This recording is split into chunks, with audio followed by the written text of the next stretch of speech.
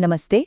आज की इस खास मार्गदर्शिका में हम एक बेहद ही खूबसूरत और गहरे विषय पर बात करने वाले हैं, जिसे शून्य की यात्रा कहा जाता है। आध्यात्मिक मार्ग पढ़ना ये एक बहुत ही अहम और गहरा पड़ाव है। देखिए, हम अक्सर बाहर की दुनिया में बहुत कुछ पाना चाहते हैं, लेकिन जो सच्ची शांति है वो भीतर के खालीपन में, उसी शून्य में छिपी होती है। एक मार्गदर्शक के रूप में मेरा उद्देश्य आज इस जटिल से लगने वाले विषय को बहुत ही सरल, सुरक्षित और एकदम स्पष्ट चरणों में आपके सामने रखना है।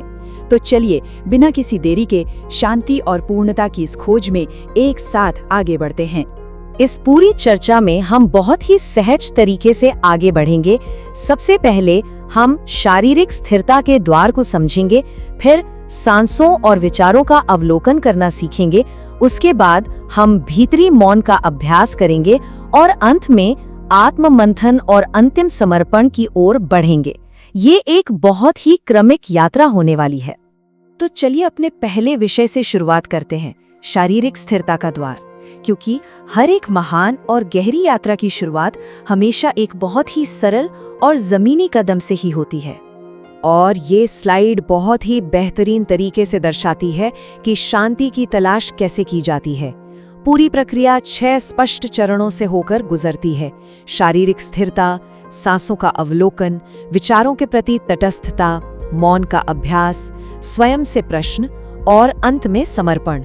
ये एक बहुत ही सुरक्षित और स्पष्ट रूपरेखा है, जहां सीधे मंजिल पर छलांग लगाने के बजाय एक एक करके सीढ़ियां चढ़नी होती हैं। अब ये सबसे पहला और अनिवार्य कदम है, एक ऐसी जगह ढूंढना जहां कोई बाहरी शोर बिल्कुल न हो। और अगर सुबह के समय एक निश्चित दिनचर्या बना ली जाए ना, तो ये सबसे अच्छा काम करता है। सुबह सुबह रोज एक ही जगह पर बैठने से हमारे मस्तिष्क को एक संकेत मिलता है कि हाँ, अब शांत होने का समय आ गया है। जब शरीर पूरी तरह से स्थिर हो जाता है, हिलना डुलना बिल्कुल बंद कर देता है, तो समझ लीजिए कि तभी मन के भीतर की उथल पुथल भी शांत होने लगती है। मन को शांत करना है तो शरीर को स्थिर करना ही पहली शर्त है। चलिए अब अगले पड़ाव की ओर बढ़ते हैं, सांसों और विचारों का अवलोकन। शरीर के बाहर की स्थिरता प्राप्त करने के बाद अब वक्त है अपने भीतर की सूक्ष्म गतिविधियों की ओर मुड़ने का। हम सभी जानते हैं कि सांस वो पुल है जो शरीर को मन से जोड़ता है, लेकिन यहाँ ध्यान देने वाली बात ये है कि हमें अपनी सांसों पर नियंत्रण बिल्कुल नहीं करना है, न ही उन्हें लंबा या छोटा करने की कोशिश करनी है। बस सांस को महसूस करना है, एक नरम लंगर की तरह जो हमें वर्तमान क्षण में बांधे रखता है। बस ये देखिए कि हवा कैसे अंदर जा रही है और कैसे बाहर आ रही है। ये छोटा सा अभ्यास हमें पूरी तरह से वर्तमान में उपस्थित रहना सिखाता है। तो यहाँ सबसे महत्वपूर्ण बात यह है कि अभ्यास के दौरान विचारों का आना पूरी तरह से स्वाभाविक है। अक्सर हम विचारों से लड़ने लग जाते हैं ना, लेकिन यहाँ हमें विचारों को रोकना नहीं है, बल्कि एक साक्षी यानी एक गवाह की तरह उन्हें बस देखना है। एक तटस्थ, निष्पक्ष दूरी बनाए रखनी है। विचार आएंगे और जाएंगे, हमारा काम बस उन्हें चुपचाप देखना है। इसे समझने के लिए यहाँ एक बेहद ही शानदार तुलना दी गई है। कल्पना कीजिए कि हम एक सड़क के किनारे खड़े हैं। गाड़ियां आ रही हैं, जा रही हैं। क्या हम सड़क के बीच में जाकर उन्हें रोकने की कोशिश करते हैं? बिल्कुल नहीं। हम बस उन्हें गुजरने देते हैं। हमारे विचार भी बिल्कुल इसी तरह है। हमें उन्हें गुजरती हुई गाड़ियों की तरह बस देखना है, न कि विचारों के उस भारी ट्रैफिक जैम में उलझकर परेशान होना है। सच मानिए, साक्षी भाव में टिके रहने का इससे सरल और बेहतरीन तरीका कोई और नहीं है।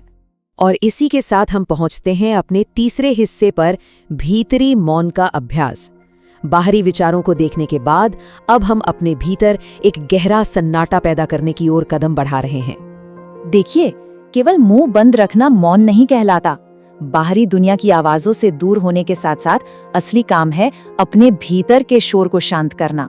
और इसके लिए एक बहुत ही स्पष्ट दिनचर्या की जरूरत होती है। हमें हर दिन, विशेष रूप से सुबह के समय 15 से 20 मिनट के लिए पूरी तरह से चुप रहने का एक दृढ़ संकल्प लेना चाहिए। कोई बातचीत नहीं, कोई विचार नहीं, बस पूर्ण मौन। और यही वो लगातार किया जाने वाला अनुशासित अभ्यास है जो अंततः हमें मानसिक खालीपन यानी शून्य तक लेकर जाता है।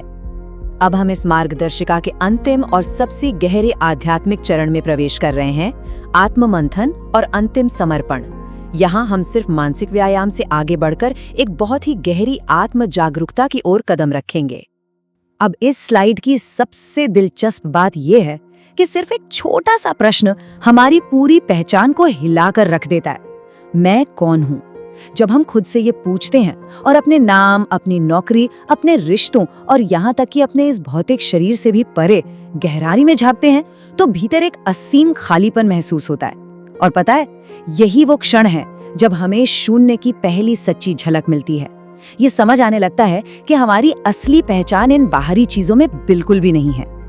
और यहीं से आता है अंतिम चरण, समर्पण।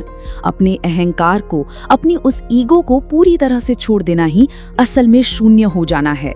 जब भीतर से ये गहरी स्वीकृति आती है ना कि मैं कुछ नहीं हूँ, तो ये कोई कमजोरी नहीं है, बल्कि ये एक बहुत बड़ी आजादी है। यही वो जादुई क्षण है जब हम खुद को एक सीमित दायरे से निकालकर ब्रह्मांड की उस अनंत ऊर्जा के साथ पूरी तरह से जोड़ देते हैं। तब हमारा ये खालीपन ही हमारी सबसे बड़ी शक्ति बन जाता है। ये एक ऐसा सवाल है जो सच में बहुत गहरे विचार की मांग करता है। जरा सोचिए, जब सारा अहंकार गिर जाता है, जब मैं और मेरा जैसी कोई चीज बचती ही नहीं, तो उस खालीपन में क्या भरता है? वहां बचती है तो केवल शांति और ब्रह्मांड की असीम ऊर्जा। ये एक ऐसा एहसास है जिसे शब्दों में पिरोना शायद मुमकिन नहीं है। ये चर्चा सिर्फ जानकारी देने के लिए नहीं है, बल्कि इस गहरे शून्य की यात्रा शुरू करने और रोजमर्रा की जिंदगी में उस 15 मिनट के मौन को शामिल करने की एक प्रेरणा है। इसी विचार के साथ आइए हम सभी इस शांतिपूर्ण सवाल को अपने साथ रखें और अपनी स्वयं की यात्रा की शुरुआत करें।